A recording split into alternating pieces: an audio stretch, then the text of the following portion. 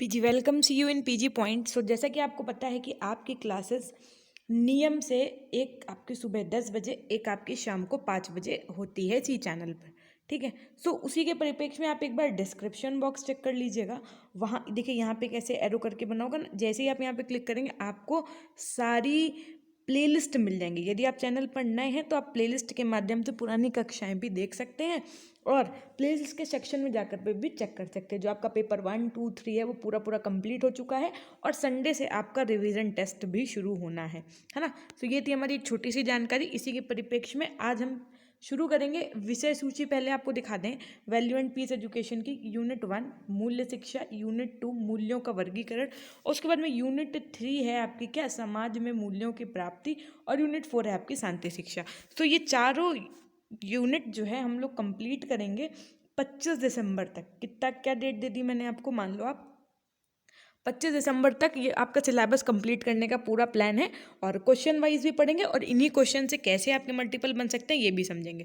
ठीक है, तो सबसे पहले हम लोग क्या पढ़ेंगे आज, वैल्यू एजुकेशन, मूल्य शिक्षा। देखिए हुआ क्या था एक्चुअली में कि जब मैं आपको बुक से पढ़ा रही हूँ ना, तो बुक में बहुत सारा कंटेंट है, वो थोड़ा सा आपके सिलेबस से हटके भी है क्योंकि वो बहुत हाई लेवल की बुक है ना। तो इस वजह से मैंने सोचा कि मैं ना ऐसे पढ़ाऊँ जिससे आपके क्वेश्चन आंसर्स भी क्लियर होते रहेंगे और आपको चीज़ें समझ में भी आती रहेंगी। सबसे पहले देखिए, मूल्य का क्या अर्थ है, इसकी परिभाषा के साथ जीवन मूल्यों की आवश्यकता का विश्लेषण कीजिए। सेम क्वेश्चन और कैसे पूछा जा सकता है कि भारतीय जीवन मूल्यों की शिक्षा की क्या आवश्यकता है, स्पष्ट कीजिए। फिर से यही क्वेश्चन आपको और कैसे पूछा जाता है कि मानव जीवन में मूल्यों की शिक्षा की क्या महत्ता है, विवेचना कीजिए, विवेचन कीजिए। फिर मूल्य शिक्षा क्या है वर्तमान परिप्रेक्ष्य में, इसकी आवश्यकता तथा महत्व को स्पष्ट कीजिए। तो मतलब कहने का तात्पर्य ये है कि क्वेश्चन 4 तरीके से पूछा गया है लेकिन आंसर आपका एक ही पैटर्न में लिखा जाएगा। कैसे लिखा जाएगा, तो सबसे पहले मूल्य क्या है, तो मूल्य को आप इंग्लिश में क्या कहते हो बोलो। मैंने आपको पहले जितनी कक्षाएं ली उन सब में पढ़ाया है, तो जो टॉपिक पढ़ाया हुआ है उसको मैं ज़्यादा डीप नहीं पढ़ाऊंगी, वो सिर्फ मैं रफली एक व्यू दे दूंगी आपको, आपका रिवीजन हो जाएगा। क्योंकि फिर से शुरू कर रहे हैं ना आज एक यूनिट से जिसमें आपका छूटे ना। मैं चाहती तो यूनिट 2 से शुरू कर देती, लेकिन मैंने सोचा नहीं, यूनिट 1 से ही शुरू करते हैं, पर्याप्त समय, टेंशन की कोई बात नहीं है ना। देखो, तो मूल्य का आपने इंग्लिश में क्या मीनिंग पढ़ा था, वैल्यू पढ़ा था। उसके बाद में ये आपका लैटिन भाषा वैलियर से निर्मित है, जिसका तात्पर्य किसी वस्तु की उपयोगिता अथवा कीमत से है। शैक्षिक परिप्रेक्ष्य में मूल्य से तात्पर्य विद्यार्थियों की में क्या है, यदि एजुकेशन के उसमें देखा जाए, एजुकेशन के दृष्टिकोण से देखा जाए, तो विद्यार्थियों में यानी स्टूडेंट्स में आप ह्यूमैनिटी, मानवता, देश के प्रति प्रेम व दूसरों के लिए कल्याण, जैसे परोपकारी भावना का संचार करना, अर्थात उनके अंदर इनबिल्ड करना। अब आपसे ऐसे क्वेश्चन पूछा जा सकता है कि नैतिक विकास एक संयुक्त घटना है, ना कि पृथक पृथक प्रक्रिया है। ये किसके अनुसार कहा गया, option A Burton, option B Percy, option C John J Kane, option D सोराम Singh. तो आप क्या लगा के आओगे, बर्टन। तो ये आप तभी लगा के आओगे जब ये आप चीज़ें पढ़ लिए होगे, है ना। नेक्स्ट देखो, किसी व्यक्ति के लिए वे रुचिकर वस्तुएं मूल्य कही जा सकती हैं जिनके आधार पर व्यक्ति की रुचि, वेट ओके, जिनके आधार पर व्यक्ति की रुचि एवं वस्तु में एक संबंध स्थापित हो जाता है। सेम यही चीज़ अगर जॉन जे काने के शब्दों में बोला जाए तो क्या होगा कि मूल्य का आदर्श विश्वास या मानक है। तो अगर आपसे मान लो एक क्वेश्चन में डेफिनेशन दे दी गई क्या, कि मूल्य के आदर्श विश्वास या मानक हैं जिन्हें समाज के अधिकांश सदस्य ग्रहण किए हुए होते हैं। Option A Rousseau, option B Plato, option C John J Kane, option D पर्सी। तो आप क्या लगा क्या होगे, जॉन जे काने। तो कहने का मतलब ये है कि आपको डेफिनेशन भी पढ़नी होगी, इससे भी क्वेश्चंस बनते हैं। अब मूल्यों की आवश्यकता क्या है, ज़रूरी है मूल्यों का निर्माण हो ना हो, व्हाट इज़ द नीड, सबसे पहला क्वेश्चन बनता है। तो इसको मैंने बहुत ही ज़्यादा डीपली समझाया हुआ है, आप हमारे पीछे जो प्लेलिस्ट में वीडियो हैं उनसे आप समझ सकते हैं। ठीक है, उसके बाद में देखो थोड़ा सा हम आपको दे देंगे कि वर्तमान समय में विश्व में हो रही अशांति के पीछे मूल्यों का निरंतर गिरना है। ये एक समय ऐसा था, वैदिक कालीन में आप जाइए तो वहाँ पे मूल्यों को बहुत महत्व दिया गया था, है ना। तो ये ग्राफ हमारा ऐसे रहता है, लेकिन अब क्या है, ये ग्राफ थोड़े दिन तक ऐसे चला और अब ये सीधे क्या हो रहा है, नीचे मान लो गिर ही रहा है। ये ऊपर उठने के बजाय क्या हो रहा है, नीचे गिरता चला जा रहा है ना। क्यों, क्योंकि तकनीकी ज़माना है, तो बच्चों को इतना ज़्यादा क्या है, टेक्नोलॉजी से जुड़े हुए हैं कि एजुकेशन में भी आप अगर ज़्यादा मोटिवेट करोगे, टीचर अगर सोचो ऑनलाइन क्लास में ज़्यादा मोटिवेट करेंगे तो सीधे बच्चा यही सोचेगा ये तो अरे यही बताया करते हैं या यही बताया करती हैं, है ना। तो कुल मिला के कहने का तात्पर्य ये है कि बालकों में मूल्यों के विकास हेतु नैतिक, आध्यात्मिक, राजनीतिक, सामाजिक, सांस्कृतिक एवं मानव प्रेम जैसे ज्ञान को आधानित किया जाना आवश्यक है ना। अब देखो एक चीज़ और भी थी कि जब मैं आपको वहाँ से पढ़ा रही थी तो मैं आपको पीडीएफ नहीं प्रोवाइड करवा पा रही थी इस वाली वैल्यू एंड पीस एजुकेशन की। सो अब से ये दिक्कत आपकी ख़त्म हो जाएगी। आज से आपको ये जो पीडीएफ है ना ये भी मिलनी शुरू हो जाएगी। इस पीडीएफ को मैं 2 दिन में, यानी एक क्लास आज आपकी चलेगी, एक क्लास कल चलेगी। सो ये दोनों जब क्लासेस आपकी कल कंप्लीट हो जाएंगी तो आपको कल मैं टेलीग्राम पे पीडीएफ दे दूंगी। टेलीग्राम का लिंक आपको डिस्क्रिप्शन बॉक्स कमेंट सेक्शन में मिल जाएगा। यदि आप चाहें तो वहाँ से ज्वाइन कर सकते हैं हमारे टेलीग्राम चैनल को, ठीक है। अब देखो मूल्यों का महत्व क्या है, what is the importance of the value. सबसे पहले देखो व्यक्तिगत विकास में मूल्यों का अहम किरदार होता है। इसके माध्यम से सामाजिक, राजनीतिक, आर्थिक तथा मानवीय मूल्यों का विकास होता है। मानवता के विकास में मूल्य महत्वपूर्ण योगदान देते हैं। इसे राष्ट्र के अंतर्गत ही नहीं बल्कि समस्त विश्व में शांति कायम करने एवं विश्व बंधुत्व की भावना के विकास में महत्वपूर्ण होता है। देखो यदि आप खुद से सोचो तो सबसे ज़्यादा वैल्यू जो है किस चीज़ की है कि आपका आचरण समाज के प्रति कैसा है, हाँ आपके थॉट्स कैसे हैं, आप रिस्पेक्ट कर रहे हैं कि नहीं कर रहे हैं, आपके अंदर देश प्रेम, राष्ट्र प्रेम की भावना है कि नहीं, संविधान के प्रति आप सजग हैं कि नहीं, है ना। तो ये सब चीज़ें आपकी जिम्मेदारी हैं और यदि आपके अंदर ये सब चीज़ें हैं तो इट्स वेल एंड गुड और यही मूल्यों का महत्व है। आप आगे चल के एक शिक्षक बनने हैं, अब आप शिक्षक हैं ऐसा सोचिए, तो जो भी बच्चा आपसे पढ़ रहा हो वर्तमान में या आप जिसे भविष्य में पढ़ाएंगे तो उसके अंदर पढ़ाई के साथ साथ ये मूल्यों का डेवलपमेंट करवाना भी किसका काम होता है, एक शिक्षक या शिक्षिका का ही काम होता है। सो आपकी ये रिस्पॉन्सिबिलिटी है। नेक्स्ट क्वेश्चन कैसे पूछा जाता है, देखो मूल्य शिक्षा की परिभाषा दीजिए एवं इसके महत्व का विवेचन कीजिए। मूल्य शिक्षा को परिभाषित कीजिए। तो कुछ नहीं, सिंपल सा है कि बर्टन के अनुसार अभी मैंने आपको बताया है ना, लेविन के अनुसार सेम वही चीज़ है। अब देखो शिक्षा की व्यवस्था में सुधार, शिक्षा की व्यवस्था में के सुधार में मूल्यों का महत्व अत्यंत व्यापक है। बालकों को तब तक नहीं सुधारा जा सकता जब तक उनमें स्व अनुशासन का बोध ना हो जाए। इसके लिए मूल्यों का महत्वपूर्ण किरदार होता है। देखो एक बच्चे को आप बहुत डांटो, रोज़ डांटते रहो, तो एक दिन ऐसा आएगा उसको डांट से आपकी डर ही नहीं लगेगा। आप एक बच्चे की रोज़ पिटाई करो, मैं आपको रोज़ यहाँ पे डंडा लेके कूटूँ तो आपको क्या होगा, यही बोलोगे ना, ज़्यादा से ज़्यादा क्या करेंगे, मारेंगे ही तो, मार तो डालेंगे नहीं। एक समय ऐसे आएगा बच्चा ऐसे बोलने लगेगा, ढीठ हो जाएगा बच्चा। तो कहने का मतलब ये है कि एक आंख प्यार की, एक आंख मार की बना के चलिए। और जब तक बच्चे के अंदर स्व अनुशासन नहीं आएगा, जब तक वो स्वयं से नहीं सोचेगा, अपने आप से नहीं सोचेगा, तब तक आप उसके अंदर जबरदस्ती मूल्य को इन्बिल्ड नहीं कर सकते हैं, ठीक है। व्यक्ति के विकास में मूल्यों का अहम किरदार होता है। इसके द्वारा क्या होता है, देखो सबसे पहले सामाजिक यानी सोशल आपके अंदर वैल्यू जो है, एक अच्छा आचरण होता है समाज के प्रति, राजनीति, आर्थिक, इन सब का विकास हो जाता है। अब मूल्य शिक्षा की अवधारणा क्या होती है, तो देखो सबसे पहले कि जैसा कि हम जानते हैं कि मानव एक सामाजिक प्राणी है ना, इसलिए शिक्षा मानव जीवन की आधार साबित होती है। शिक्षा का मुख्य उद्देश्य व कार्य व्यक्ति एवं समाज के उत्थान व कल्याण में सहयोग देना है। यह उत्थान, उन्नति, प्रगति, विकास तथा कल्याण तभी संभव है जबकि समाज के सभी व्यक्तियों में जीवन के विभिन्न पक्षों में जैसे सामाजिक, आर्थिक, राजनीतिक, नैतिक, सांस्कृतिक, धार्मिक, आध्यात्मिक आदि से संबंधित आवश्यक मूल्यों का विकास हो, ठीक। अब मूल्य का स्वरूप क्या होता है, स्वरूप जानना है तो सबसे पहले देखो, हाँ अब ये आपसे क्वेश्चन पूछा जा सकता है कि मूल्य एक कैसा प्रत्यय, मूल्य क्या है, आपसे क्वेश्चन आएगा मूल्य क्या है, मूर्त संप्रत्यय, अमूर्त संप्रत्यय, दोनों या नन ऑफ द अबव। तब आप क्या लगाओगे कि मूल्य क्या है, एक अमूर्त संप्रत्यय। अमूर्त चीज़ें वो चीज़ें होती है जो आपके साथ घटित ना हुई हो, जिनका आप सिर्फ और सिर्फ इमेजिनेशन कर रहे हो। इसको मैंने बहुत डीपली पढ़ाया है ना। और यदि पुराने बच्चे हैं क्लास में तो उनको पता होगा ना, मूर्त अमूर्त को मैंने बहुत डीपली 2-3 बार पढ़ाया है, जिसका संबंध क्या होता है, मानव के अंतर्मन से होता है। मूल्य मनुष्य के व्यवहार को निर्देशित एवं नियंत्रित करते हैं, है ना। सीधी सी बात है, आपकी अगर बात की वैल्यू तभी होगी, आपकी समाज में वैल्यू तभी होगी जब आपका आचरण समाज के प्रति और राष्ट्र के प्रति कैसा होगा, सुदृढ़ होगा। समाजों के अलग अलग मूल्य होते हैं, मूल्यों से ही उनकी पहचान होती है। देखो समाज में सबके अलग अलग मूल्य होते हैं। अब मैम सबके अलग अलग कैसे होते हैं, राजनीतिक मूल्य अलग होते हैं, धार्मिक मूल्य अलग होते हैं, आपके पारिवारिक मूल्य अलग होते हैं, है ना। जैसे दूसरों के घर में मान लो सामने एक आपके पड़ोसी हैं, है ना, उनके घर में मोबाइल चलाना अलाउड है, आपके यहाँ नहीं अलाउड है, तो ये उनके घर की क्या कहते हैं पैटर्न हो गया, ये आपके घर का पैटर्न हो गया। तो वैसे ही मूल्य भी सबके अलग अलग ही होते हैं, है है ना। मानव के अंदर मूल्यों का विकास समाज की विभिन्न क्रियाओं जैसे सामाजिक, धार्मिक, सांस्कृतिक, आर्थिक, राजनीति में भाग लेने से होता है। अब ये मैम डेवलपमेंट कैसे होगा, इन मूल्यों का डेवलपमेंट कब होगा, जब आप अलग अलग जो भी चीज़ें होती हैं ना उनमें पार्टिसिपेट करोगे। पता चले कोई फंक्शन होना है, अरे ठीक है हमारा समय वेस्ट होगा, हम हिस्ट्री, सिविक, ज्योग्राफी, इकोनॉमिक्स पढ़ें, मैम जो पढ़ा रही है वो पढ़ें कि हम वहाँ पार्टिसिपेट करें जा करके।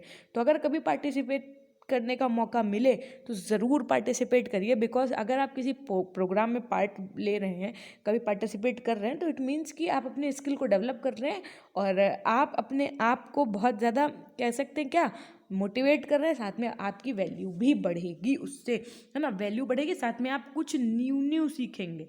क्या कहा मैंने, कुछ न्यू सीखेंगे, है ना। तो अब देखो, व्यक्तियों द्वारा मूल्य पालन करने पर संतोष प्राप्त होता है। मूल्य की रक्षा करने के लिए लोग जान तक दे देते हैं। देखिए आप सेना में जो नौजवान होते हैं वो कैसे अपनी जान दे देते हैं, क्यों, क्योंकि अपने देश की वैल्यू बनी रहे, है ना। व्यक्ति, समाज और राष्ट्र सभी स्वयं के मूल्य की रक्षा करते हैं, चाहे आपका ह्यूमन बीइंग हो, चाहे आपका ये सोसाइटी हो, चाहे आपका ये ऑल नेशन हो, ये सब अपने मूल्य की रक्षा करते हैं, किंतु साथ ही आवश्यकता पड़ने पर इसमें परिवर्तन भी करते हैं। ऐसा नहीं है कि चेंजमेंट नहीं होता है, चेंजमेंट भी आता है ना। और फिर देखो कि मूल्य किसी समाज द्वारा माने गए नैतिक नियम, आदर्श, सिद्धांत, विश्वास एवं व्यवहार मानदंडों को व्यक्ति द्वारा माना गया महत्व है। मूल्य एक्चुअल में है क्या, तो हम लोग जो आप, ये राष्ट्र, ये देश, ये राज्य जो कुछ भी मानता है, वही जो मानदंड है उन्हीं को आप क्या कहेंगे, यही आपके मूल्यों के हैं, ठीक। फिर मूल्य दीर्घकालीन अनुभव का परिणाम है। ये क्वेश्चन आपसे कैसे पूछा जा सकता है कि मूल्य किसका परिणाम है, दीर्घकालीन। एक ऑप्शन आएगा आपके पास, क्या, देखो हम आपको बता भी रहे हैं ना मल्टीपल कैसे बनेंगे, तो बिल्कुल टेंशन ना लो। दीर्घकालीन, फिर एक का क्या आएगा, लघुकालीन मान लो, है ना, एक आएगा शून्य या एक आएगा जीरो, ऐसे करके नन ऑफ द अबव। तो आप क्या लगाओगे कि मूल्य एक दीर्घकालीन अनुभव का परिणाम है। और अभी मैंने क्या बताया, ये मूल्य क्या है आपका, एक अमूर्त चिंतन के अंतर्गत आया। मूल्य शिक्षा वह शिक्षा है जिसके अंतर्गत बालकों को मूल्यों की शिक्षा प्रदान की जाती है। मूल्य शिक्षा के दो अर्थ होते हैं, कौन कौन से दो अर्थ होते हैं, पहला मूल्य से संबंधित शिक्षा, दूसरा मूल्यों की शिक्षा। मूल्य से संबंधित शिक्षा और दूसरी बात है मूल्यों की शिक्षा, क्या है अंतर, आइए जानते हैं।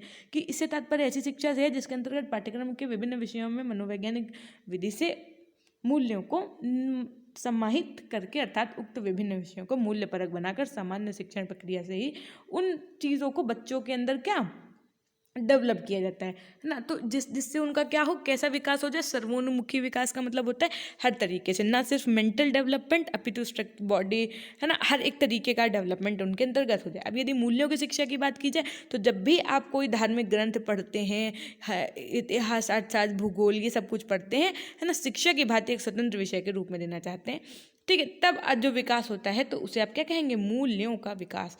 अब मूल्यपरक शिक्षा के उद्देश्य क्या है, उद्देश्य यही है, देखो सबसे पहला उद्देश्य मैं आपको बता दूं कि भ्रातृत्व यानी फ्रेटर्निटी यानी भाईचारे की भावना को उत्पन्न करना। अगर इस राष्ट्र के हर एक मानव में अच्छे गुण होंगे, अच्छे वैल्यू उसका डेवलपमेंट हो जाएगा, तो ये एक राष्ट्र जो है आपका वो डेवलपिंग कंट्री से डेवलप्ड कंट्री की ओर अग्रसर होगा और एक डेवलप्ड कंट्री बन जाएगा, ठीक है। साथ में लोगों के प्रति क्या होगा, अगर बच्चों के अंदर अच्छी वैल्यूज़ हैं, अच्छा आपने उसको नैतिक शिक्षा दी है, मॉरल एजुकेशन दिया है ना, अच्छा उसका चरित्र है, कैरेक्टरिस्टिक्स अच्छे हैं, है ना, तो उसके अंदर आप प्रेम, साहस, सहयोग, परोपकार, इन सब की मूलभूत गुणों का विकास हो जाएगा। तो यही है आपकी मूल्यपरक शिक्षा का उद्देश्य, है ना, जिससे क्या हो, धर्मनिरपेक्षता, लोकतंत्र, समाजवाद, राष्ट्रीय एकता जैसे राष्ट्रीय लक्ष्यों का ज्ञान प्राप्त करना। मूल्य शिक्षा के लक्षण क्या है, तो ये लक्षण देखो, सबसे पहला पॉइंट कि मूल्य शिक्षा को स्वतंत्र पाठ्यक्रम के रूप में स्थान देकर विभिन्न विषयों में इसके मूल्यों को मनोवैज्ञानिक ढंग से स्थान दिया जाना चाहिए। मूल्यपरक कार्यक्रम की सफलता परिवार, विद्यालय के आदर्श वातावरण कर लेना है ना, तथा अध्यापक के आधार पर निर्भर करती है। सबसे पहले आपका मूल्यों का विकास कहाँ से होता है, आपकी फैमिली से होता है। क्यों, क्योंकि बच्चा बा मम्मा, है ना, बुआ कहना कहाँ से सीखता है, अपने परिवार से कहना सीखता है ना। तो सबसे पहले यहीं पे जो उसको एनवायरनमेंट मिलेगा, जो फैमिली का पर्यावरण होगा, उससे बच्चा बहुत कुछ सीखेगा। इस समाज से बच्चा बहुत कुछ सीखता है। और विद्यालय के नो डाउट, तो विद्यालय तो इम्पोर्टेंट होता ही है ना। मूल्य की शिक्षा बालकों की आयु एवं स्तर के अनुरूप ही देनी चाहिए। पता चले आप उसको ऐसे जो है पॉइंट्स बता रहे हो, बच्चा है क्लास फर्स्ट में, आप उसको रूसो प्लेटो के द्वारा बताए दे रहे हो, तो उसको थोड़े ना समझ में आएगा। बच्चा क्लास फर्स्ट में है, आप उसको छोटे छोटे एग्जाम्पल देख करके धीमे धीमे से आप उसको क्या सिखा सकते हैं, वैल्यूज़ के विषय में सिखा सकते हैं, है ना। फिर देखो मूल्य शिक्षा की आवश्यकता क्यों है। मूल्य ह्रास रोकने तथा मूल्यों को पुनर्स्थापित करना। आवश्यकता इसलिए है कि आजकल के टेक्निकल, कल ये टॉपिक मैंने पढ़ाया है, आवश्यकता क्यों है, आप जा करके वो मेरा जो है क्लास जरूर चेक करिएगा, है ना, उसमें आपको समझ में आ जाएगा। फिर देखो शैक्षिक मूल्य का अर्थ स्पष्ट कीजिए तथा शैक्षिक मूल्य के प्रकारों का वर्णन कीजिए। यदि ब्रूबेकर महोदय के शब्दों में देखा जाए तो शिक्षा के उद्देश्यों को निर्धारित करना शैक्षिक मूल्यों को निर्धारित करना है ना। अब मूल्यों की प्राप्ति हेतु विद्यालयों का विषय संबंधी व्यापक व्यवहारिक उपयोगी वर्धक उत्सुकता बढ़ाने वाला एवं व्यक्तिगत निर्माण में सहायक ज्ञान उचित रूप से प्रयोग करना चाहिए, है ना। कहने का तात्पर्य ये है यहाँ पे सिर्फ इतना सा है कि आपको क्या है, आखिर चीज़ें क्या हैं। देखो सबसे पहली बात है कि जो भी आपका सिलेबस है वो साथ में कैसे आपको पढ़ाना है, आपकी शिक्षण विधि कौन सी है ना। देखो शिक्षण विधि भी बहुत मायने रखती है। अगर आप बच्चा छोटा है तो सीधी सी बात है उसको आप किंडरगार्टन के अकॉर्डिंग पढ़ाओगे, है ना, अनुशासन पालन के नियम जो भी हैं वो बच्चों को सिखाओगे, तो ये सब चीज़ें शैक्षिक मूल्य के अंतर्गत आती हैं, है ना। अब देखो इनके प्रकार क्या होते हैं। सबसे पहले इच्छित या मध्यस्थ मूल्य, उसके बाद में पढ़ेंगे साधन मूल्य, और उसके बाद में हम लोग पढ़ेंगे तत्कालिक मूल्य। तो देखो सबसे पहले बात आती है इच्छित या आप इसे क्या कहोगे, मध्यस्थ मूल्य। कैसे क्वेश्चन बनेगा कि इच्छित मूल्य को और क्या कहते हैं, तो आप क्या बताओगे, मध्यस्थ मूल्य कहते हैं, है ना। विद्यालय में अनेक क्रियाएं होती हैं, विभिन्न पाठ्यक्रम होते हैं, अनिवार्य तथा वैकल्पिक विषय भी होते हैं। भाई अभी देखो आप ही के यहाँ है क्या कि पेपर 4 में आपके पास 4 हैं, 3 ऑप्शन है ना, एक तो आपका ये समावेशी शिक्षा का, एक वैल्यू एंड पीस एजुकेशन का, और एक और कोई है। तो आपके में क्या चल रहा है, वैल्यू एंड पीस एजुकेशन चल रहा है, तभी तो आप ये क्लासेस लेने आ रहे हो, है ना। तो ऐसे ही इनका विषयों का, क्रियाओं का आपको चयन करना पड़ता है। छात्र सभी विषय में केवल महत्वपूर्ण विषय को छांट लेता है, छाटे हुए विषय में वह रुचि लेता है। इस प्रकार चयनित विषय अथवा क्रियाएं ही उसकी इच्छा को तृप्त करते हैं। इस विषय के चयन करने में विवेक से कार्य लेना पड़ता है। उचित, अनुचित, अधिक उपयोगी, कम उपयोगी विषयों का चयन हृदय व बुद्धि से करना पड़ता है। बुद्धि का प्रयोग करने से इन मूल्यों को, बुद्धि से संबंधित मूल्य भी कहते हैं, इच्छाओं को तृप्त करने के लिए किसी एक ही विषय या विषय को मध्यस्थ बनाने के कारण इन्हें मध्यस्थ मूल्य कहा जाता है। अब साधन मूल्य क्या है, तो देखो ऐसे मूल्य जिनसे क्या हो, एक किसी का बेनिफिट हो, हित या कार्य सिद्ध होता है ना, उसे आप क्या कहते हैं, साधन मूल्य कहते हैं, है ना। किसी लक्ष्य को प्राप्त करने हेतु या किसी इच्छा को तृप्त करने के लिए इन मूल्यों का प्रयोग साधन के रूप में होता है। यदि कोई छात्र शिक्षक बनने की इच्छा रखता है तो बीएड को उत्तीर्ण करना उसके लिए साधन मूल्य है। देखो वही बात, सेम एग्जांपल दिया जो हम आपको कब से देते चले आ रहे हैं कि अगर आपको सीधी सी बात है कि आपके अंदर है कि नहीं हम शिक्षक बनेंगे, तो एलिजिबिलिटी क्राइटेरिया में आपसे बीएड मांग रहे हैं ना, इसीलिए तो आप बीएड कर रहे हो, ठीक है। जैसे अब एक अगर किसी को इंजीनियर बनना है तो बीएड कर, वो क्या करेगा, बीटेक करेगा। डॉक्टर बनना है, बी फार्मा, एम फार्मा, कुछ भी कर लेगा। ऐसे तत्कालिक मूल्य होते हैं कि ऐसे मूल्य हमारी इच्छाओं तथा आवश्यकताओं की पूर्ति करते हैं, उन्हें तत्कालिक मूल्य कहते हैं। अब देखो मूल्य शिक्षा एवं मूल्य परक शिक्षा की अवधारणा को स्पष्ट कीजिए तथा उसके मार्गदर्शक सिद्धांतों तथा उद्देश्यों का विवेचना कीजिए। ये मैंने आपको कल की या परसों की कक्षा में पढ़ाया है, तो आप ये प्रश्न वहाँ से समझ सकते हैं। अब देखिए क्वेश्चन नंबर 6 क्या है कि संस्कृति का क्या अर्थ है, इसकी परिभाषा दीजिए तथा मूल्य एवं संस्कृति के संबंध को स्पष्ट कीजिए।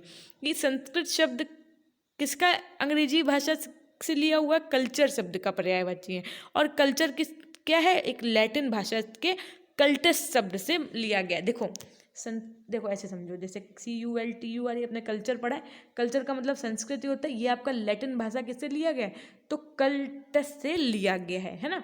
इसका अर्थ क्या होता है, जोतना। कल्टस का अर्थ क्या होता है, जोतना। जैसे आप कल्टीवेशन पढ़ते हो ना, है ना, या विकसित करना या परिष्कृत करना एवं पूजा करना, यह शब्द संस्कृत के क्र धातु से प्रत्यय और सम उपसर्ग को जोड़कर बना है। सम धन क्रा धन तन संस्कृति, इसका अर्थ अत्यंत व्यापक है। कुछ विद्वान संस्कृत को संस्कार का रूपांतरित शब्द मानते हैं। विभिन्न विद्वानों ने संस्कृति की परिभाषाएं कुछ इस प्रकार दी हैं। अब देखो ये आपका है इंपॉर्टेंट, तो इसको ध्यान से पढ़ना। सबसे पहले यदि बात की जाए कि वाइट के अनुसार संस्कृति एक प्रतीकात्मक निरंतर संचय एवं प्रयत्नशील प्रक्रिया है। किसने कहा था, वाइट जी के अनुसार।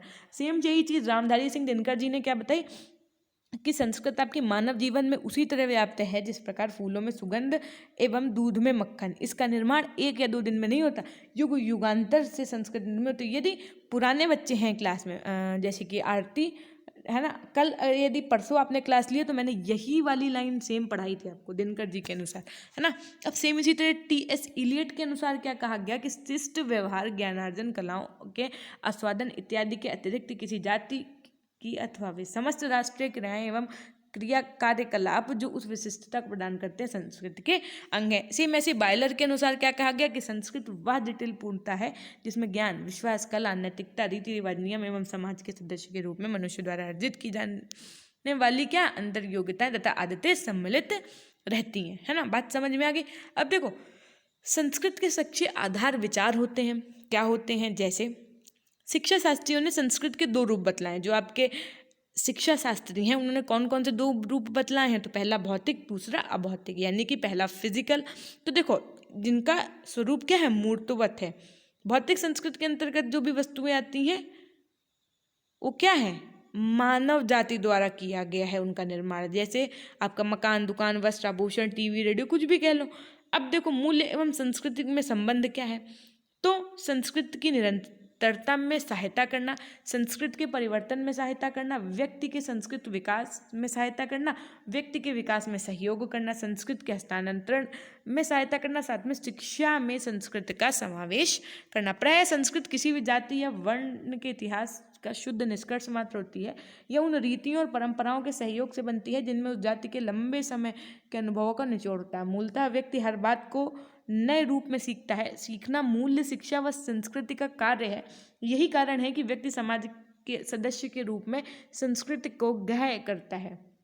इतना ही नहीं बल्कि गहन संस्कृति को दूसरी पीढ़ी तक हस्तांतरित करता है। ओटाविक जी के कथन के अनुसार क्या कहा गया कि शिक्षा का कार्य समाज के सांस्कृतिक मूल्यों और व्यवहारों के प्रतिमानों को अपने तरुण एवं समर्थ सदस्यों को हस्तांतरित करना। भाई ऐसा एक बात बताओ, जैसे ये अर्थ है आपकी, है ना, अर्थ है। अब बताओ जो भी इन्वायरमेंट आज हमको मिल रहा है, जितना शुद्ध वायु, जितना शुद्ध जल मिल रहा है, तो हमारा एक तरीके से क्या कह सकते हैं आप कि हमारी ड्यूटी क्या है कि हम आगे आने वाली जनरेशन को इतनी ही शुद्ध अपितु इससे शुद्ध वायु, जल प्रदान करने की कोशिश करें। तो क्या हम ऐसा कर रहे हैं? सीधी सी बात है, नहीं।